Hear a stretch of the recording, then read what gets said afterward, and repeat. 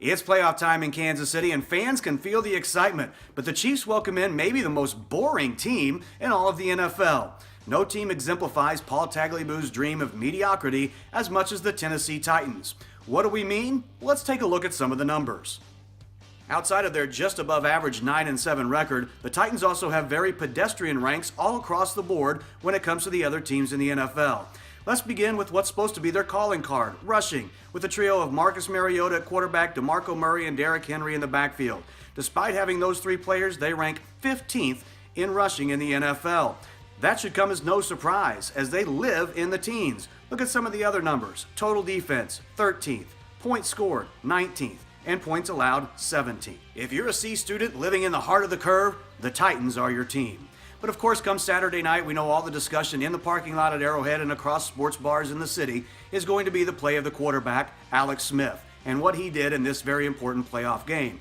Well, let's take a comparison of the two quarterbacks. Alex Smith, who should be coming off his best years, and Marcus Mariota, a pick by many to take a huge leap. Well, as the great Paul Abdul once told us, one took 2 steps forward, the other 2 steps back. Let's take a look at the 3 years since Marcus Mariota entered the league. It's Alex Smith that's been the one that's improved. 4,000 yards, 26 touchdowns, and just 5 interceptions in his career year at age 33.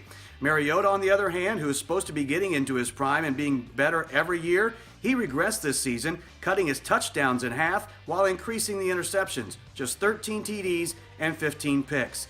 Well, what about the rushing? Mariota should have the leg in that with better legs, but only 312 rush yards this year compared to Smith's 355. The Chiefs enter the game with the better quarterback. We'll see who exits with the win. And that's really what it's all about, isn't it? Let's take a look at that 9-7 record. When it comes to those 16 games, 10 of them have ended with a touchdown or less difference. And in those games, the Titans are 6-4. They remain very average when it comes to against the spread numbers, going 8-7-1 overall against the spread and 3-5 in road games like they'll have this weekend in Kansas City. So that tells us what the Tennessee Titans have done to this point this year. But what really matters is what happens on Saturday. Let's take a deeper dive into the numbers. As you can see here, when it comes to adjusted yards per play, the Titans resting right there in the middle at number 19. When it comes to yards per play allowed adjusted, rank 13th. The Chiefs, on the other hand, the second best team when it comes to yards per play, but the defense, as we know, has struggled, 29th. Adding in strength of schedule, which the Chiefs have had the slightly harder schedule, and home field advantage, our numbers say the Chiefs should be a 6-point pick in this game. So how will it turn out? When you factor in the cold weather and these two teams' defenses that like to bend but not break, I expect a lot of field goals Saturday in Arrowhead. My predicted score, Chiefs 23, Titans 19. Titans get the money, but the Chiefs move on.